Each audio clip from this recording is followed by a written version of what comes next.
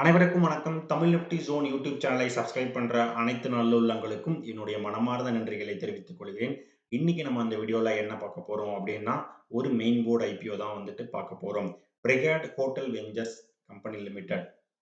So யாரெல்லாம் ஒரு hotel ரிலேட்டடான கம்பெனிஸ்ல நான் இன்வெஸ்ட்மெண்ட் பண்ணணும் அப்படின்னு நீங்க நினைக்கிறீங்களோ, கண்டிப்பா அது உங்களுக்கான வீடியோ மட்டும் தான்.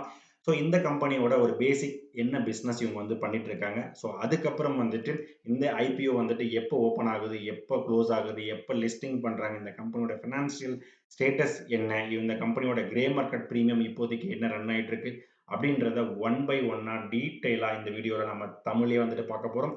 ஸோ நான் செபி ரிஜிஸ்டர்ட் அட்வைசர் கிடையாது. நீங்க இன்வெஸ்ட்மெண்ட் ஸ்டார்ட் பண்றதுக்கு முன்னாடி உங்க ஃபினான்ஷியல் அட்வைசரை ஒரு தடவை செக் பண்ணிட்டு உங்க ரிஸ்க் ரிவார்ட் ரேஷியோக்கு ஏற்ற மாதிரி உங்க இன்வெஸ்ட்மெண்ட்டை ஸ்டார்ட் பண்ணுங்க. இந்த video full and full disclaimer applicable. நான் கலெக்ட் பண்ண டேட்டாவை இந்த வீடியோ மூலமா உங்களுக்கு நான் ஷேர் பண்ணிட்டு இருக்கேன்.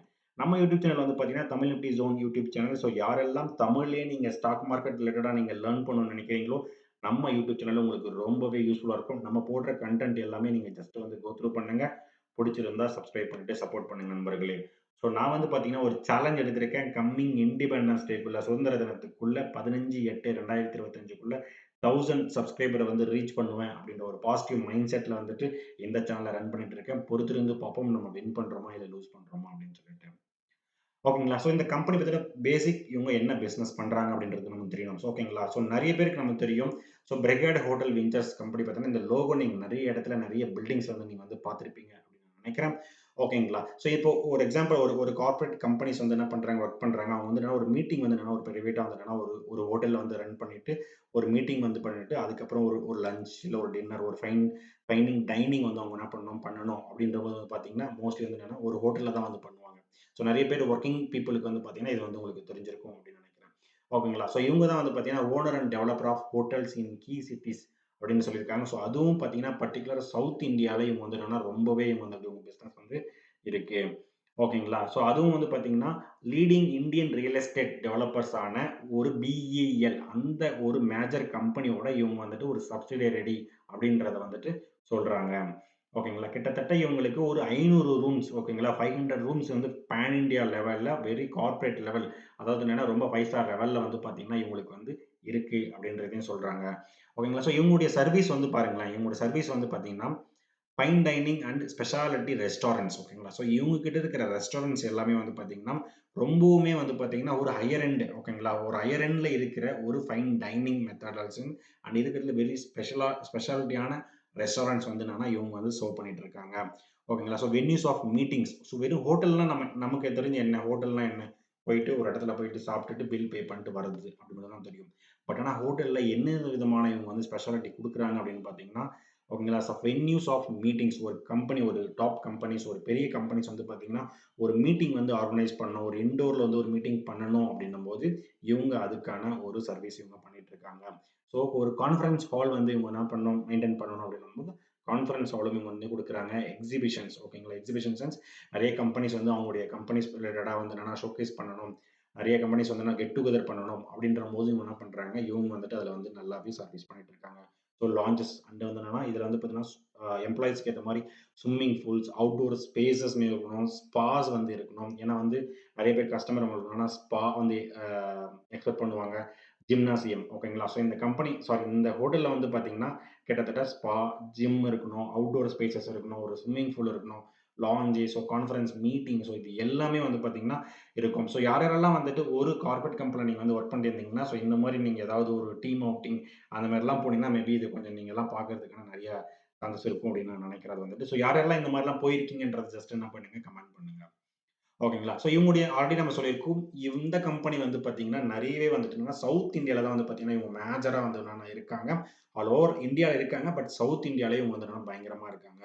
ஸோ எஸ்பெஷலி பார்க்கும்போது பெங்களூர்ல, கர்நாடகா, சென்னை, தமிழ்நாடு, கொச்சி, கேரளாலயும், மைசூரு, கர்நாடகா. ஓகேங்களா. ஸோ கிஃப்ட் சிட்டியான குஜராத். ஸோ இந்த மேஜர் இடத்துல பார்த்தீங்கன்னா இவங்க ரொம்பவே இவங்களுடைய பிசினஸ் பார்த்தீங்கன்னா ரொம்பவே டாப் லெவல்ல நல்லாவே போயிட்டு இருக்கு அப்படின்றத சொல்றாங்க. ஸோ இதுதான் பார்த்தீங்கன்னா இந்த கம்பெனியோட ஒரு பேசிக்கான என்ன பிசினஸ் பண்றாங்க அப்படின்றத சொல்ல வரும். ஸோ அதுக்கப்புறம் பார்த்தீங்கன்னா எப்போ ஐபிஓ ஓப்பன் ஆகுது, எப்போ க்ளோஸ் ஆகுது அப்படின்னு பார்க்கும்போது ஐபிஓ ஓப்பன் ஆகுறது ஜூலை 24ஆம் தேதியிலிருந்து ஜூலை 28ஆம் தேதி வரைக்கும். ஃபேஸ் வேல்யூ ரூ. 10 பெர் ஷேருக்கு இவங்க வராங்க. இஷ்யூ பிரைஸ் பேண்ட்ன்னு பார்க்கும்போது ரூ. 85 இருந்து ரூ. 90 வரைக்கும் இவங்க வந்து வராங்க. ஸோ லோயர் பிரைஸ் ரூ. 85 நம்மளால அப்ளிகேஷன் குடுக்க முடியும். ரூ. 90 நம்மளால அப்ளிகேஷன் குடுக்கும்போதும், பட் நான் நெறைய வீடியோல சொல்லிட்டு இருக்கிறது தான். ஓவர் சப்ஸ்கிரைப் ஆகும்போது நீங்க மேஜரா வந்து பார்த்தீங்கன்னா, மேக்ஸிமம் பிரைஸ்க்கு கோட் பண்ணீங்கன்னா மட்டும் தான் உங்களுக்கு கிடைக்கிறதுக்கான நெறைய பாசிபிலிட்டீஸ், ப்ராபபிலிட்டீஸ் உங்களுக்கு நெறையவே அதிகம். ஸோ ஐபிஓ நமக்கு நல்லா தெரியும். லாட் சைஸ்ல தான் நம்மளால வந்து அப்ளை பண்ண முடியும். ஒரு லாட் சைஸ்க்கு 166 ஷேர்ஸ் வந்து என்ன பண்றாங்க, புரொவைட் பண்றாங்க. ஓகேங்களா? ஸோ ஃப்ரெஷ் கேபிட்டல் ஐபிஓ தான் இவங்க வந்துட்டு வராங்க. டோட்டல் இஷ்யூ சைஸ் இது ரொம்ப ரொம்ப முக்கியமான ஒரு விஷயம். 759.60 கோடிகள். கிட்டத்தட்ட 760 கோடிகள் அப்படின்ற ரேஞ்சில இவங்க என்ன பண்றாங்க வராங்க. இதுல ஒர்க் பண்ற எம்ப்ளாயிக்கு வந்து பார்த்தீங்கன்னா, ரூ. 3 வந்து என்னன்னா டிஸ்கவுண்ட் வந்து குடுக்குறாங்க. ஓகேங்களா? ஸோ இஷ்யூ டைப் வந்து பார்த்தீங்கன்னா, புக் பில்டிங் ஐபிஓ. இவங்க பிஎஸ்சி அண்ட் என்எஸ்சில தான் வந்துட்டு இவங்க வராங்க. ஸோ இந்த டேட் வந்து என்ன பண்ணுங்க, நோட் பண்ணி வச்சுங்க. பிரைஸ் அண்ட் ஓவரால் சைஸ் என்ன அப்படின்றத வந்துட்டு நான் எப்பயுமே நோட் பண்ணி வச்சுக்கோங்க. ஸோ அதுக்கப்புறம் பார்க்கும்போது ஓப்பன் டேட், க்ளோஸ் டேட் நம்ம வந்து பார்த்துட்டோம். ஸோ டென்டேட்டிவ் அலாட்மென்ட் டேட் ஓகேங்களா? ஸோ 28ஆம் தேதி அன்னைக்கு நம்ம வந்து க்ளோஸ் பண்ணிட்டோம் அப்படின்னா, அப்ளிகேஷன் வந்து அப்ளை பண்ணிட்டோம் அப்படின்னா, டென்டேட்டிவ் அலாட்மென்ட் வந்து பார்த்தீங்கன்னா, மறுநாள் ஜூலை 29ஆம் தேதி டியூஸ்டே அன்னைக்கு அலாட்மென்ட் நமக்கு தெரிய வந்துரும். ஓகேங்களா? ஸோ அலாட்மென்ட் தெரிய வந்ததுக்கு அப்புறம் வந்து பார்த்தீங்கன்னா, ரீஃபண்ட் வந்து பார்த்தீங்கன்னா, ஜூலை 29ஆம் தேதி அன்னைக்கு தெரிஞ்சிரும் அப்படின்றத சொல்லியிருக்காங்க. ஸோ ஷேர்ஸ் வந்து நம்ம டிமேட் அக்கவுண்ட்க்கு ஜூலை 30ஆம் தேதி அன்னைக்கு நமக்கு என்ன பண்ணுவாங்க, ஷேர்ஸ் வந்து குடுத்துருவாங்க. சப்போஸ் நமக்கு வந்து என்னன்னா ஷேர்ஸ் குடுத்ததுக்கு அப்புறம் மறுநாள் ஜூலை 31ஆம் தேதி அன்னைக்கு தர்ஸ்டே அன்னைக்கு இந்த கம்பெனிஸ் வந்து என்னன்னா லிஸ்ட் ஆகுறாங்க. ஸோ மார்னிங் பார்த்தீங்கன்னா 10 மணிக்கு ஃபர்ஸ்ட் டே மட்டும் பார்த்தீங்கன்னா காலையில 10 மணிக்கு என்ன பண்ணுவாங்க லிஸ்டிங் ஆவாங்க. ஸோ யுபிஐ மேண்டேட் கன்ஃபர்மேஷன் வந்து பார்த்தீங்கன்னா, ஸோ எப்போ நம்ம அப்ளிகேஷன் வந்து அப்ளை பண்றோமோ அதிலிருந்து 3வது நாள் சாரி அந்த 3வது நாள் வந்து பார்த்தீங்கன்னா, அன்னைக்கு ஈவினிங் வந்து பார்த்தீங்கன்னா 5 மணிக்குள்ள நம்ம என்ன பண்ணணும் யுபிஐ மேண்டேட் வந்து நம்ம கம்பல்சரி பண்ணி ஆகணும். ஓகேங்களா? ஸோ யுபிஐ மேண்டேட் டேட் வந்து பார்த்தீங்கன்னா, ஜூலை 28 ஈவினிங் 5 மணிக்குள்ள நம்ம பண்ணி ஆகணும். ஓகேங்களா? சரிங்க நான் வந்துட்டு நானு ஐபிஓ அப்ளை பண்ண போறேன். ஸோ நான் வந்து ரீட்டெயில் கேட்டகரில வந்து அப்ளை பண்ண போறேன். என்னால எத்தன லாட் வந்து அப்ளை பண்ண முடியும் அப்படின்னு பார்த்தீங்கன்னா, ரீட்டெயில் கேட்டகரில வந்து 1 லாட்லருந்து 13 லாட் வரைக்கும் அவங்களால அப்ளை பண்ண முடியும். ஸோ 1 லாட் அப்ளை பண்றதுக்கான தேவையான அமௌண்ட் ரூ. 17,940 வந்து அவங்க வந்து தேவைப்படும். ஸோ ஸ்மால் ஹெச்என்ஐ கேட்டகரி 14 லாட்ல இருந்து ஸ்மால் ஹெச்என்ஐ மேக்ஸிமம் வந்துட்டு அவங்க வந்து பார்த்தீங்கன்னா, 66 லாட் வரைக்கும் அப்ளை பண்ண முடியும். ஸோ மோர் தென் தட் அப்படின்னு போறாங்கன்னும்போது பிக் ஹெச்என்ஐ கேட்டகரில அவங்க வந்து வருவாங்க. ஸோ 67 லாட் வந்து உங்களால வந்துட்டு அப்ளை பண்ண முடியும். ஸோ நீங்க எல்லாமே வந்துட்டு ரீட்டெயில் கேட்டகரியா இல்ல ஹெச்என்ஐ கேட்டகரியான்றத ஜஸ்ட் என்ன பண்ணுங்க, கமெண்ட் பண்ணுங்க. நம்முடைய சப்ஸ்கிரைபர் மோஸ்ட்லி எல்லாருமே வந்து பார்த்தீங்கன்னா, ரீட்டெயில் கேட்டகரி என்னையும் சேர்த்து தான் நான் வந்துட்டு சொல்லிட்டு இருக்கேன். ஸோ அதுக்கப்புறம் வந்து பார்த்தீங்கன்னா, ஓகே இப்ப நான் வந்து ஒரு ஐபி வந்து அப்ளை பண்ண போறேன். என்ன சைஸ்ன்னு எனக்கு தெரிஞ்சிருச்சு. என்னால எத்தன லாட் வந்து அப்ளிகேஷன் குடுக்க முடியும் அப்படின்றது வந்து பார்த்தீங்கன்னா தெரிஞ்சிருச்சு. ஸோ நான் வந்துட்டு என்னுடைய கேட்டகரிக்கு அவங்க எவ்வளோ ஷேர்ஸ் வந்து அலோகேட் பண்றாங்க அப்படின்றது ரொம்ப ரொம்ப முக்கியம். ஓகேங்களா? ஃபார் எக்ஸாம்பிள் இப்ப என்கிட்ட ஒரு 100 கோடி இருக்கு. என்கிட்ட என்ன பண்றாங்க 50 கோடிக்கு வந்து பார்த்தீங்கன்னா, என்னோட ரீட்டெயில் கேட்டகரி அலோகேட் பண்ணும்போது பார்த்தீங்கன்னா, எனக்கு ப்ராபபிலிட்டி இன்கிரீஸ் ஆகும். ஏன்னா அப்ளிகேஷன் வந்து என்கிட்ட வந்து அதிகமா இருக்கு. ஒரு 10% தான் எனக்கு குடுக்குறாங்க. நமக்கு பார்த்தீங்கன்னா, அப்ளிகேஷன் வந்து பார்த்தீங்கன்னா, நமக்கு ரொம்ப தான் கம்மியா தான் வந்து அலோகேட் பண்றாங்க. அப்போ நெறைய பேர் வரும்போது வந்து பார்த்தீங்கன்னா, ஓவர் சப்ஸ்கிரைப் ஆயிட்டு ரொம்பவே காம்படிஷன் ஆக ஆரம்பிச்சுரும். ஓகேங்களா? ஸோ, அப்ப இந்த கம்பெனி வந்து பார்த்தீங்கன்னா, QIB கேட்டகரிக்கு வந்து பார்த்தீங்கன்னா, குவாலிஃபைட் இன்ஸ்டிடியூஷன் அந்த கேட்டகரி வந்து பார்த்தீங்கன்னா, 75% வரைக்கும் இவங்க என்ன பண்றாங்க, அலோகேட் பண்றாங்க. ரீட்டெயில் கேட்டகரிக்கு பார்த்தீங்கன்னா, 10% தான் குடுக்குறாங்க. ரொம்ப ரொம்ப கம்மியாவே இவங்க வந்து குடுக்குறாங்க. என்ஐஐ கேட்டகரிக்கு பார்த்தீங்கன்னா, 15% வரைக்கும் இவங்க குடுக்குறாங்க. ஓகேங்களா? ஸோ இந்த 10% வரைக்கும் நம்ம பார்க்கும்போது ரொம்பவே காம்படிஷன் கண்டிப்பாவே இருக்கும். ஸோ ROCE அப்படின்னு பார்க்கும்போது 13.62%ம் டெப்ட் பை ஈக்விட்டி 7.40 ஸோ 7.40 ரொம்ப ரொம்ப ஹைங்க இது வந்துட்டு. ஆக்சுவலா டெப்ட் பை ஈக்விட்டி வந்து பார்த்தீங்கன்னா, லெஸ் தென் 1 அப்படி இருந்தா தான் வந்து பார்த்தீங்கன்னா, ஒரு கடன் அப்படி இல்லன்னா கிட்டத்தட்ட ஓகேவான ஒரு கடன் அப்படின்றத வந்து நம்ம வந்து சொல்லலாம். பட் 7.40ன்றது ரொம்ப ரொம்ப அதிகமான கடன்ல இவங்க வந்து இருக்காங்க அப்படின்றது தெளிவா தெரியுது. ஸோ RONW அப்படின்றது வந்து பார்த்தீங்கன்னா, return on net worth. So இது வந்து பார்த்தீங்கன்னா 30.11% இருக்கு.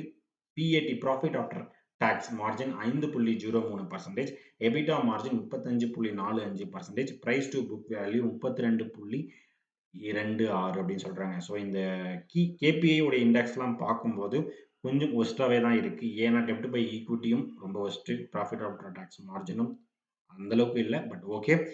பிரைஸ் டூ புக் வேல்யூ ரொம்பவே இவங்க என்ன பண்றாங்க, அதிகமா வராங்க. இவங்க வந்துட்டு ஓகேங்களா? ஸோ அதுக்கப்புறம் இவங்களோட ஃபினான்ஷியல் ஸ்டேட்மெண்ட் நம்ம வந்துட்டு பார்ப்போம் நம்ம வந்துட்டு. ஸோ மார்ச் 2023, மார்ச் 2024, மார்ச் 2025 பார்க்கும்போது, அசட்டுன்னு பார்க்கும்போது 840 கோடி, 886 கோடி, 947 கோடி.